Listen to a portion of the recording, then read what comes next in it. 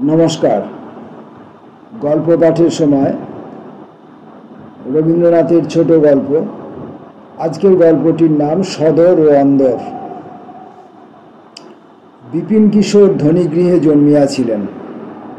সেই জন্য ধন যে পরিমাণে ব্যয় করিতে জানিতেন, তাহার অর্ধেক পরিমাণও উপার্জন করিতে শেখেন নাই। সুতরাং যে গৃহে জন্ম, সেই গৃহে দীর্ঘকাল বাস করা ঘটিল না। সুন্দর সুকুমার মূর্তি তরুণ যুবক, গান বাজনায় সিদ্ধহস্ত, কাজকর্মে নিরতিশয় অপটু, সংসারের পক্ষে সম্পূর্ণ অনাবশ্যক, জীবনযাত্রার পক্ষে জগন্নাথ দেবের রথের মতো অচল। যেরূপ বিপুল আয়োজন চলিতে পারেন, সেরূপ আয়োজন সম্প্রতি বিপিন কিশোরের আয়ত্তাতীত। সৌভাগ্যক্রমে রাজা চিত্তরঞ্জন কোর্ট অফ ওয়ার্ডস হইতে বিষয়প্রাপ্ত হইয়া শখের থিয়েটার ফাঁদিবার চেষ্টা করিতেছেন এবং বিপিন কিশোরের সুন্দর চেহারা ও গান গাহিবার ও গান তৈয়ারি করিবার ক্ষমতায় মুগ্ধ হইয়া তাহাকে সাদরে নিজের অনুচর শ্রেণীতে ভুক্ত করিয়া লইয়াছেন। রাজা বিএ পাস। তাহার কোনো প্রকার উচ্ছৃঙ্খলতা ছিল না। বড় মানুষের ছেলে হইয়াও নিয়মিত সময়ে, এমনকি নির্দিষ্ট স্থানেই শয়ন ভোজন করিতেন। বিপিন কিশোরকে হঠাৎ তাহার নেশার মতো লাগিয়া গেল। তাহার গান শুনিতে ও তাহার রচিত গীতিনাট্য আলোচনা করিতে করিতে ভাত ঠান্ডা হইতে থাকে, রাত বাড়িয়া যায়। দেওয়ানজি বলিতে লাগিলেন, তাহার সংযত স্বভাব মনিবের চরিত্রদোষের মধ্যে কেবল ওই বিপিন কিশোরের প্রতি অতিশয় আসক্তি। রানী বসন্ত কুমারী স্বামীকে তর্জন করিয়া বলিলেন, কোথাকার এক লক্ষ্মী ছাড়া বানর আনিয়া শরীর মাটি করিবার উপক্রম করিয়াছ, ওটাকে দূর করিতে পারিলেই আমার হাড়ে বাতাস লাগে। রাজা যুবতী স্ত্রীর ঈর্ষায় মনে মনে একটু খুশি হইতেন, হাসিতেন, ভাবিতেন মেয়েরা যাহাকে ভালোবাসে কেবল তাহাকেই জানে। জগতে যে আদরের পাত্র অনেক গুণী আছে, স্ত্রীলোকের শাস্ত্রে সে কথা লেখে না।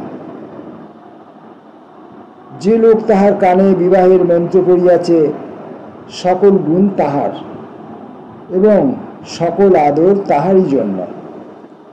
স্বামীর আধ ঘন্টা খাবার সময় অতীত হইয়া গেলে অসহ্য হয়, আর স্বামীর আশ্রিতকে দূর করিয়া দিলে তাহার এক মুষ্টি অন্ন জুটিবে না, এ সম্বন্ধে সে সম্পূর্ণ উদাসীন।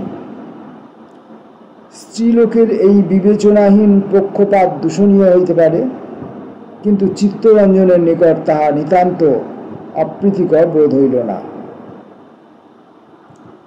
এই জন্য তিনি যখন তখন বেশি মাত্রায় বিপিনের গুণগান করিয়া স্ত্রীকে খেপাইতেন ও বিশেষ আমোদ বোধ করিতেন। এই রাজকীয় খেলায় বেচারা বিপিনের পক্ষে সুবিধাজনক হয় নাই। অন্তঃপুরের বিমুখতায় তাহার আহারাদির ব্যবস্থায় পদে পদে কণ্টক পড়িতে লাগিল। ধনী গৃহের ভৃত্য আশ্রিত ভদ্রলোকের প্রতি স্বভাবতই প্রতিকূল। তাহারা স্বামীর আক্রোশে সাহস পাইয়া ভিতরে ভিতরে বিপিনকে অনেক প্রকার উপেক্ষা দেখাইত। রানী একদিন পুঁটেকে ভৎসনা করিয়া কহিলেন, তোকে যে কোনো কাজেই পাওয়া যায় না, সমস্ত দিন করিস কি? সে কহিল, রাজার আদেশে বিপিনবাবুর সেবাতেই তার দিন কাটিয়া যায়। রানী কহিলেন, ইস, বিপিনবাবু যে ভারী নবাব দেখিতেছি। পরদিন হইতে পুঁটে বিপিনের উচ্ছিষ্ট ফেলিয়া রাখিত। অনেক সময় তাহার অন্ন ঢাকিয়া রাখিত না। অনভ্যস্ত হস্তে বিপিন নিজের অন্নের থালি নিজে মাজিতে লাগিল এবং মাঝে মাঝে উপবাস দিল। কিন্তু ইহা লইয়া রাজার নিকট নালিশ ফরিয়াদ করা তাহার স্বভাব বিরুদ্ধ। কোনো চাকরের সহিত কলহ করিয়া সে আত্মাবমাননা করে নাই। এইরূপে বিপিনের ভাগ্যে সদর হইতে আদর বাড়িতে লাগিল, অন্দর হইতে অবজ্ঞার সীমার হইল না। এদিকে সুভদ্রাহরণ গীতিনাট্য রিহার্সাল শেষ, প্রস্তুত। রাজবাটির অঙ্গনে তাহার অভিনয় হইল। রাজা স্বয়ং সাজিলেন কৃষ্ণ, বিপিন সাজিলেন অর্জুন। আহা, অর্জুনের যেমন কণ্ঠ তেমনি রূপ। দর্শকগণ ধন্য ধন্য করিতে লাগিলেন। রাত্রে রাজা আসিয়া বসন্ত কুমারীকে জিজ্ঞাসা করিলেন, কেমন অভিনয় দেখিলে? রানী কহিলেন, বিপিন তো বেশ অর্জুন সাজিয়াছিল। বড় ঘরের ছেলের মতো তাহার চেহারা বটে, গলার সুরটিও তো দিব্য। রাজা বলিলেন, আর আমার চেহারা বুঝি কিছুই নয়, গলাটাও বুঝি মন্দ? রানী বলিলেন, তোমার কথা আলাদা, বলিয়া পুনরায় বিপিনের অভিনয়ের কথা পারিলেন। রাজা ইহা অপেক্ষা অনেক উচ্ছ্বসিত ভাষায় রানীর নিকট বিপিনের গুণগান করিয়াছেন, কিন্তু অদ্য রানীর মুখের এইটুকু মাত্র প্রশংসা শুনিয়া তার মনে হইল বিপিনটার ক্ষমতা যে পরিমাণে, অবিবেচক লোকে তদপেক্ষা তাহাকে ঢের বেশি বাড়াইয়া থাকে। উহার চেহারাই বা কি, আর গলাই বা কি এমন? কিয়ৎকাল পূর্বে তিনিও এই অবিবেচক শ্রেণীর মধ্যে ছিলেন। হঠাৎ কি কারণে তাহার বিবেচনা শক্তি বাড়িয়া উঠিল। পরদিন হইতে বিপিনের আহারাদির সুব্যবস্থা হইল। বসন্ত কুমারী রাজাকে কহিলেন, বিপিনকে কাছারি ঘরে আমলাদের সহিত বাসা দেওয়া অন্যায় হইয়াছে। হাজার হোক, একসময় উহার অবস্থা ভালো ছিল। রাজা কেবল সংক্ষেপে উড়াইয়া দিয়া কহিলেন, হ্যাঁ। রানী অনুরোধ করিলেন, খোকার অন্নপ্রাশন উপলক্ষে আর একদিন থিয়েটার দেয়া হোক। রাজা কথাটা কানেই তুলিলেন না। একদিন ভালো কাপড় কোচানো হয় নাই বলিয়া রাজা পুঁটে চাকরকে ভৎসনা করাতে সে কহিল, কি করিব? রানীমার আদেশে বিপিনবাবুর বাসন মাজিতে ও সেবা করিতেই সময় কাটিয়া যায়। রাজা রাগিয়া উঠিয়া কহিলেন, ইস, বিপিনবাবু তো ভারী নবাব হইয়াছেন, নিজের বাসন বুঝি নিজে মাজিতে পারেন না? বিপিন পুনর্মূষিক হইয়া পড়িল। রানী রাজাকে ধরিয়া পড়িলেন। সন্ধ্যাবেলায় তাহাদের সঙ্গীতালোচনার সময় পাশের ঘরে থাকিয়া পর্দার আড়ালে তিনি গান শুনিলেন। বিপিনের গান তাহার ভালো লাগে।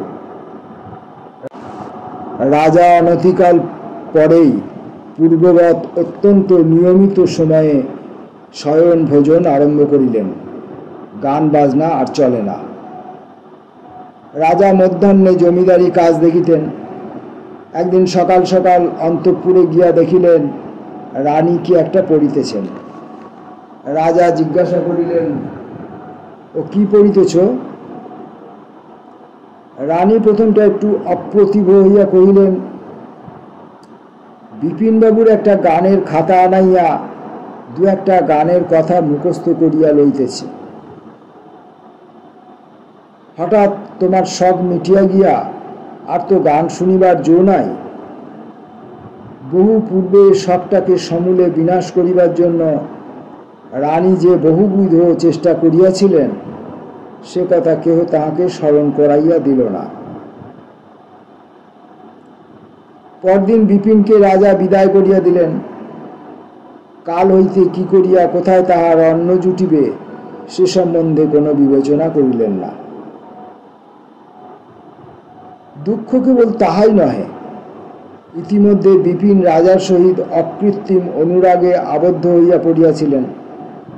বেতনের চেয়ে রাজার প্রণয়টা তার কাছে অনেক বেশি দামি হইয়া উঠিয়াছিল। কিন্তু কি অপরাধে যে হঠাৎ রাজার হৃদ্যতা হারাইলেন, অনেক ভাবিয়াও বিপিন তাহা ঠিক করিতে পারিলেন না। এবং দীর্ঘ নিঃশ্বাস ফেলিয়া তার পুরাতন তম্বুরাটিতে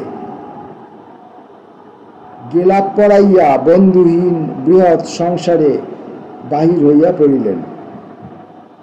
যাইবার সময় রাজভৃত্য পুটেকে তাহার সম্বল 2টি টাকা পুরস্কার দিয়া গেলেন।